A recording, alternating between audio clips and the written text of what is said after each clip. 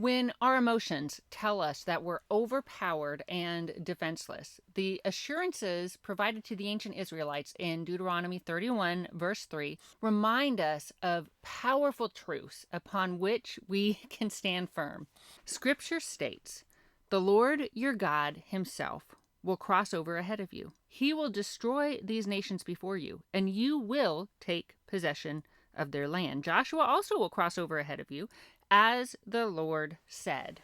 Now, these words were originally spoken to the ancient Israelites who were about to enter a new territory, literally and figuratively, and a land filled with people groups more advanced in every way, including militarily. And at this point in history, Israel was an emerging nation that would soon be without their leader Moses, the man through whom God had liberated them from 400 years of slavery and oppression, and then led them faithfully through the wilderness. So, speaking to men and women who probably felt overwhelmed and uncertain, Moses assured them that God would be with them, would go before them, would fight for them, and would fulfill his promises to them. I'm reminded of Jesus' words in John 10 when he said that he leads his sheep, his followers, out of their pen, and he goes ahead of them as their attentive shepherd.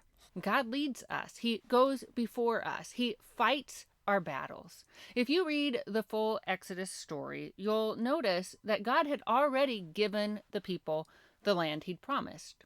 They'd, in essence, received the deed. They had signed the closing papers. They held the keys in their hands. But they needed to take possession of what God had given them. They needed, by God's power, to engage in battle. And this again reminds me of Jesus' words in John 10 when he said in verse 10 that the thief comes to steal and to kill and destroy, but he came that we might have life and have it to the full.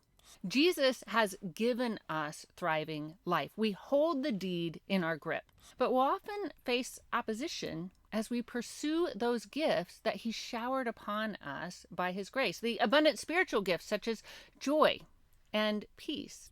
And yet God offers us the same assurance he gave to the ancient Israelites at the end of their wandering season. Our victory is sure. We might be the ones advancing forward. We might be the one raising our shields of faith and wielding our swords of truth.